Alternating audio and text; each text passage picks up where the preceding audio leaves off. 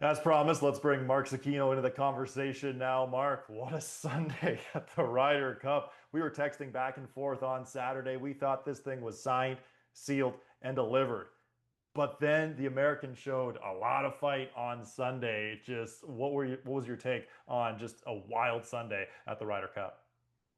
For me, Adam, it's a few things. The first thing that jumps out of mind is how much better Team USA is when they're playing individuals. I mean, as an individual team, if you break them up, 12 guys, let them go out and play their matches versus trying to create a cohesive unit, team golf, feed off one another. It's kind of almost uncomfortably. Such a huge difference in their quality of play. I mean, they look they look like different guys today. Now, part of this too, another take is they were almost in a position of nothing to lose. I mean, all the heat was on Europe today. They should have, in reality, it probably should have been over hours before it actually was. Playing with a ridiculous lead. And you mentioned something that you and I were talking back and forth today.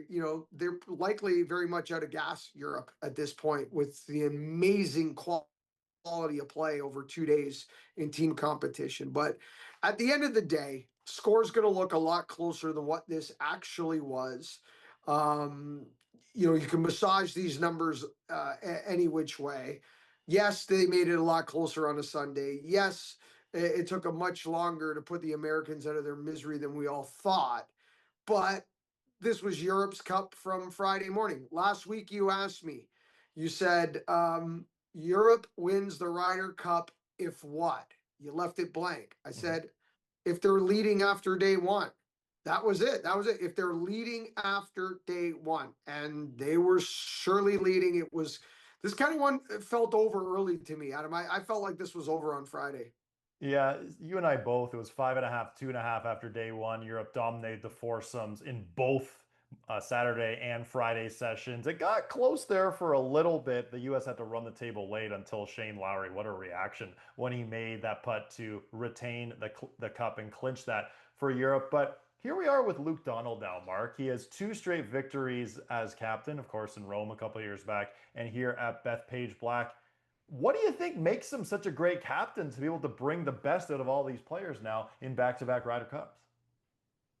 Yeah, well, this is an amazing team for one, and he's got an incredible chemistry and natural partnerships. Which I mean, you're thinking this is a continent, this is not a country, yet they have some really natural partnerships that always work together in different formats. Fleetwood and McIlroy, Fleetwood and Rose, McIlroy and Lowry. There's just so many of them that he can send out there, and they're proven teams, right? Proven teams that have accumulated a ridiculous amount of points in the last two Ryder Cups. I think he's a calming influence. Um, it's interesting. There's different ways of leading, right? You could be this rah fire, sandpaper kind of cheerleader and passionate guy and lead with passion and things of that nature. But you can also just be calm, cool, collected. Tom Brady, Joe Montana. These guys went into the 2 minute drill in that huddle, and everybody performed better around them because they didn't look like they had a pulse. They looked like it was ho hum another day at the office, and were able to lead their teams to victory in the most intense moments, on the gridiron. And Luke Donald has that kind of similar demeanor. This is a former world number one. It's not like this guy, doesn't know how to play pressure jam packed golf. A world number one, a Ryder Cupper. I think he just brings that level headedness to this process. And man for man, if you go back to Rome, they will tell you that absolutely even the most minute detail of a team competition, down to what they're going to wear on what day, down to where they sit in their team picture. Luke Donald is so detail oriented. He is so focused, no leaf unturned. I think that probably has a lot to do with it as well. But do I think Captain Bradley made some mistakes? Certainly. There are some pairs out there, some head scratching things, and sending guys out on the second day. I don't care what they asked for after day one, asking to go back. I'm sorry.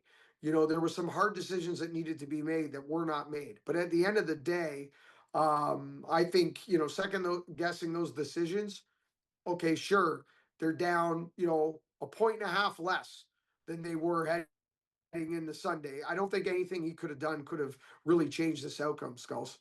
And now that we're sort of Monday morning quarterbacking this a little bit, hindsight 2020, should Keegan Bradley have been playing on this team for Team USA? I said it from day one. And I said it right, even when everybody else was saying, "Oh, now that we're here, there's so much to do," and da da da. Give me a break. You want something done? Give it to a busy person. You and I have 5 full-time jobs. Okay, talk to regular people out there. Talk to regular people that get up and go to work every day and go to an office or this, and they're a mom and they're a dad and they're a this and they're also shuttle service to dance and soccer and give me a break, or they have a sick parent along the way. This is sport. You've got a bunch of assistants that are all very capable of taking jobs and delegating. Keegan Bradley should have been playing. He was better than 3 or 4 of the players that were on this team that were not contributing. Again, though, I still don't think it changes the outcome. Did Keegan Bradley make a few captain's decisions that were poor? Yes. Should Keegan Bradley have been playing in this competition? Yes. Does Europe still win the Ryder Cup on U.S. soil? Yes. Doesn't make a difference. Well, and last one here before we wrap, Mark. I mean, all the talk heading into the Ryder Cup, go Team USA was, well, there's Scottie Scheffler, and then there's everyone else. Scottie Scheffler becomes the first American player to lose his first 4 matches in the first 4 opening sessions. Yes, he wins his Sunday singles match, but what kind of a head scratcher was Scottie Scheffler's performance at the Ryder Cup? I don't know which way to go on this, because you would think at some point he would have scraped out a point, just figured out a way to get something done. And was he on? Was it the Scottie Scheffler that we saw, in the majors this year and in the playoffs? Certainly not. Okay. That being said, he was 22 under par in team competition across 2 days. And the Europeans that played against him were 32 under par. So could he have played better? Certainly. Were there moments where he could have rose to the occasion and maybe he didn't have it? Yes. But let's not just skip over the fact that he was playing against a juggernaut pairings one after the another that were just pouring in birds. Think about 32 under par, Adam. I mean, that is just that's insane. And we're talking about alternate shot for 2 of these 4 matches. You're not supposed to make that many birdies in alternate shot, right? Pars can often win in alternate shot. 32 under par against Scottie Scheffler. So at the end of the day, I don't think it's going to affect Scottie either way. Scottie's ho hum. He'll be right back into the process. When it got ugly on Saturday, Scottie had nothing to do with it. He was off to the side, kind of almost shaking his head at the festivities, going, what is this? I think it'll be right back to the drawing board. Sorry, it'll be right back to regular duties for Scottie Scheffler. I have more questions though about what this performance does. Like if you're Colin Morikawa and you were in the you and I broke down the caddy conversation and the equipment conversation, and we were like, man, a guy like Morikawa, and I'm not just singling him out. To me, he's kind of like the most obvious one because he's a 2-time major champion, and we had all the conversation coming into this about him. But there's 2 or 3 players like a Morikawa with how much scar tissue, Scully, do they take out of this? And can they get out of the gates in 2026 because of where we're at? I don't know. I really don't. I'm super curious of what this team looks like at 2027. I believe there's going to be a lot of new faces when we get to Ireland. And possibly, again, I'm not going to call 11 returning players for Ireland when we get to 2027, but I mean, we'll probably be at 9, maybe 9 or 10 returning players again. You know, it's gonna be pretty. It's gonna be fun to watch. Hey, when do we start getting excited and talking about the next Ryder Cup? The day after this Ryder Cup.